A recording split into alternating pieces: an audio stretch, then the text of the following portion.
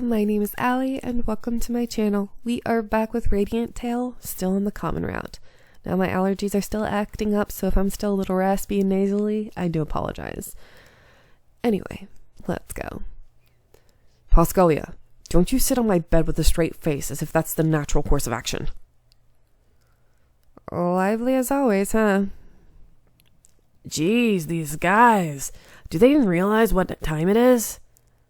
Oh well, I'll go take a look. And yes, I changed Spiria's voice again. I feel like every voice that I do for her just doesn't fit her. I swear, am I better at male voices than females? So weird. I listened to the ruckus upstairs and smiled to myself. They said they're going to visit all the main cities, and I have the feeling that they'll bring trouble wherever they go. As I said that, I turned around to face Spiria again, but... Is declining really what you want to do? Huh? Spiria was looking right at me with a stern expression. Why ask that? I mean, that's a silly question. I don't even have to think about it. My home, the place I belong, is Liber. I can't even imagine my heart going anywhere else. I know that. I'm happy that you think so, and I had a feeling you'd say that. But, lady, having no choice in the first place versus choosing Liber among many, they may seem similar, but are very different. Spiria? Oh my gosh, my stomach just growled. I hope you didn't hear that. It was so loud. For some reason, sorrow flickered through the eyes staring into mine. Why is she sad? Is it my fault? I felt lost and didn't know what to say, but Spiria spoke to me in a gentle tone. When you first came to this tavern, I remember that day like it was yesterday. You were around 1 or 2, I think. I was really shocked when my younger brother and his wife suddenly brought you here. I remember that too. My parents would take me here only on occasion, but I loved it every time. Yeah, whenever you came over, you'd help me out with a big grin on your face. Our regulars were also fond of you, and you were our poster girl in a way.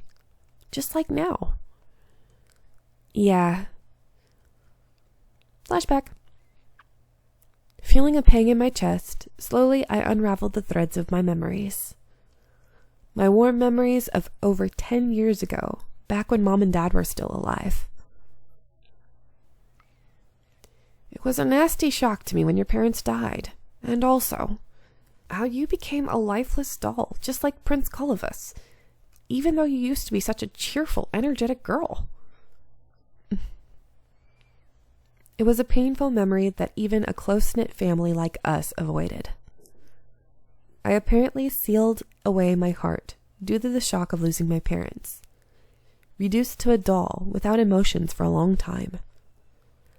I couldn't remember most of what happened back then. It was a black void in my memory. Back then, I was desperate, thinking that I needed to do something about it somehow. Spiria said gently, then gave a rueful smile. I say that, but I wasn't much help, to be honest.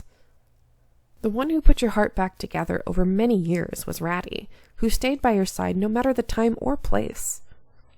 That's not the case at all. Radie isn't the only one. It's because you too were around that I became who I am today. On that day, when my emotions came back to me in shards, you made pancakes for me, and I'll never forget the taste.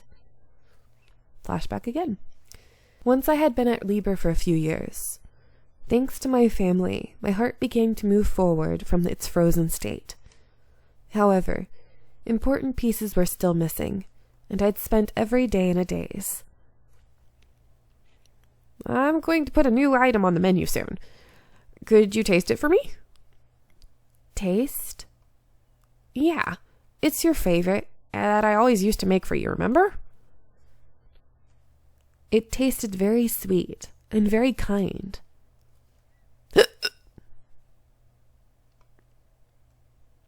How is it, lady?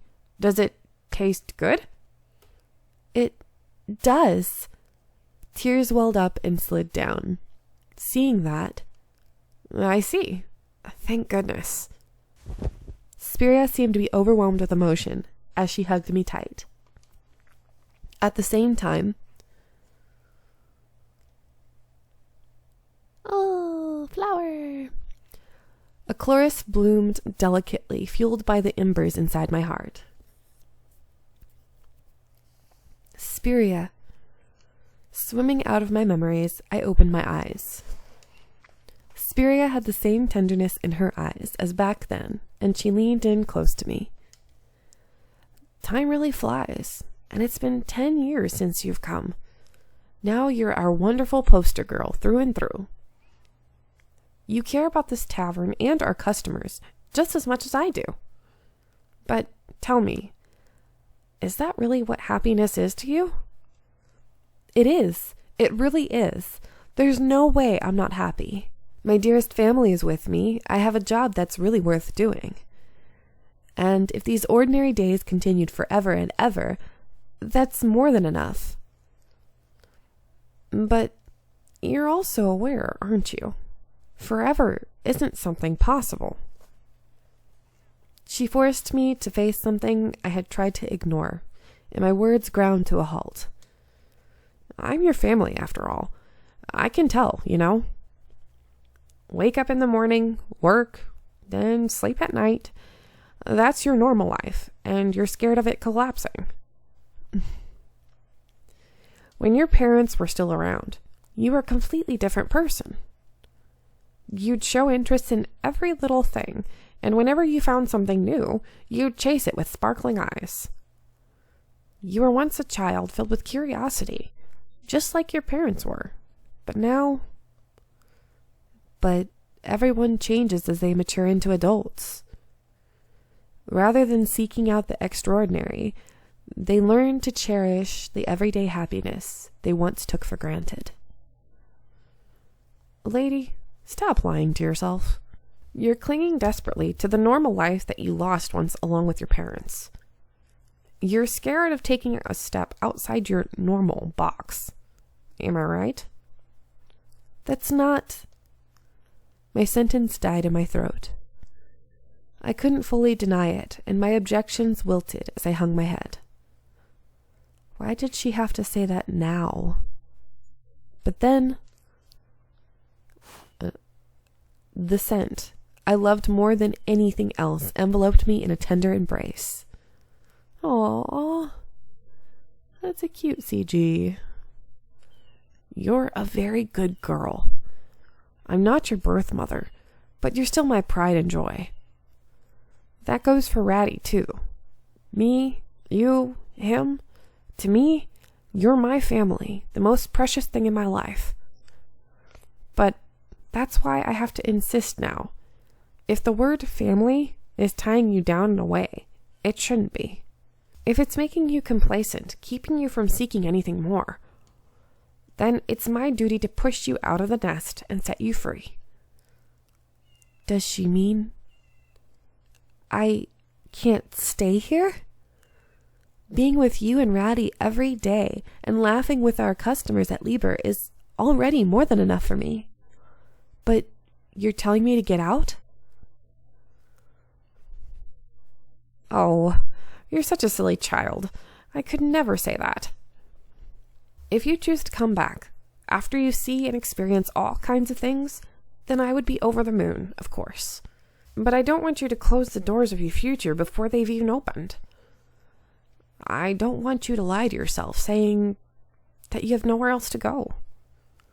I want you to happily do what you want to do without wondering what if. There are a lot of adventures you can only go on when you're young. You should attempt everything you can with your whole heart. Spiria, a chance like this won't ever come around again. And at the bottom of your heart, you are curious, aren't you? Weren't you so pumped that you started fantasizing about their future plans? So, why not give it a try? But, listen, lady. It's perfectly normal for a child to go out into the world, seeking new and exciting things. At the same time, it's perfectly normal for parents to merrily send their kids off on their way, no matter how much they'll miss them. So, come on. Go see the outside world. Go learn as many new things as you can. Go meet all kinds of new people. Go experience lots of things that you can't do here. Spiria is right. I'm scared of leaving this place. As if I'd lose my family again if I did. As if I might go through something painful again. I'm scared. But she sees right through me and knows that inside this coward, there's a person poking their head out with intrigue. She's encouraging me to take that first step. Spiria. Yeah? Now is my chance to take a step forward. And because I knew that, I could say the words that I'd ignored for so long. I want to try. Spiria tightened her hold on me ever so slightly. I hugged her back and gave her a squeeze. I'm still scared about leaving home, but I'll try. I didn't wipe the tears that stained my cheeks. I persisted, giving her my answer. You know, I wasn't ever forcing myself at all. Working here with you two makes me happy, and I won't allow anyone to say otherwise. I know. Yeah. I nodded lightly, and once again Spiria held me in a tight hug. It's not like you'll never see me again. I'll always be here waiting for you. So, do what you want to do, lady. Oh, I love Spiria. I love how she's just Radie. Oh, I guess it's his point of view now. I love how Spiria is just like, come on, you can do it, trying to push her into doing something else, which is great. You know, she's not letting her, what's the word? She's not letting her wallow, I guess you can say, which is cute. I like that. I can't believe those guys. Hey, you two, you won't believe what happened. Those guys didn't stop at making a huge fuss. They even had a pillow fight, of all things. Zzz. Huh? She fell asleep. Yeah, she was tired from crying. She only just managed to shut her eyes. So, Radie, she's going to go on that journey in the end. And I'd be worried sick if she was alone, so could you go with her? Excuse me? Wait, what in the world did you two talk about while I was gone? Nothing much. I just gave her a little boost. I'm sad as her foster mother, though. Just a little? What in the... Radie, you've long realized it too, haven't you? She's too hung up on this place. She's ignoring her true feelings. She thinks that if she ever leaves, she might lose her family again. Pretty much, yeah. I watched over her from right by her side, and I don't just boast that for nothing.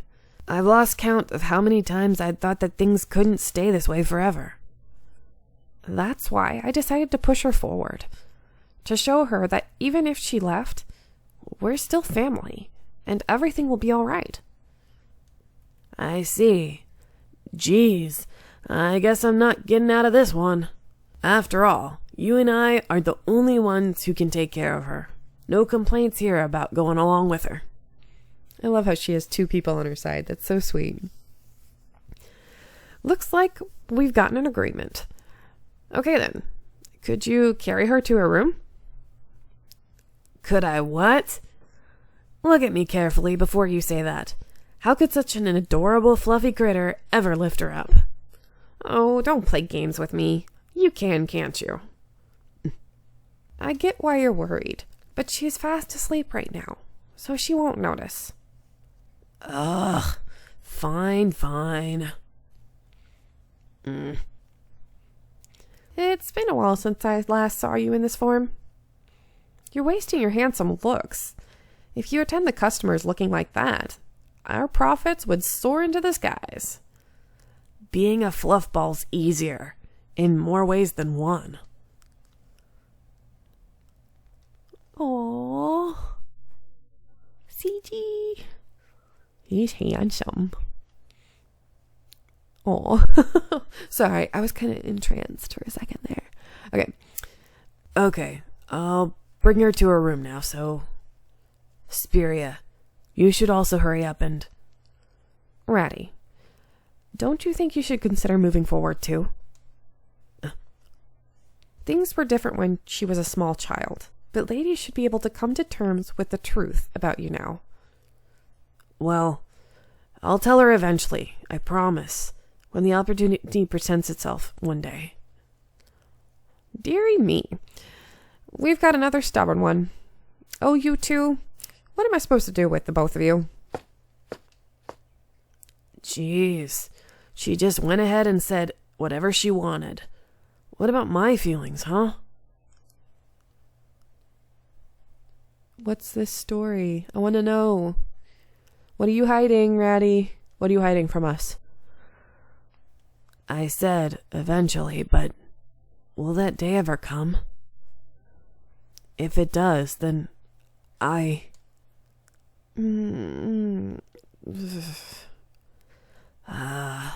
you're just happily dozing away, completely oblivious. You've grown so much, but when you're asleep, you look just like you when you were a child. Radie. Look, as he runs, his long fur collects all the dust. Fully manual vacuum Radie, on sale now, at a bargain price. Seriously? You call me your precious family, and you're trying to sell me at a discount? Stop, Radie. Ticklish. Jeez, look at you. How are you ever gonna make it if I'm not around to watch over you, huh? You never change. Honestly, you're a real handful. What's his secret? I want to know. There's something. I don't know what it is, but there's something about him that has me intrigued. Anyway, I'm going to let you guys go here. I hope you are enjoying, and I'll see you in the next one. Bye.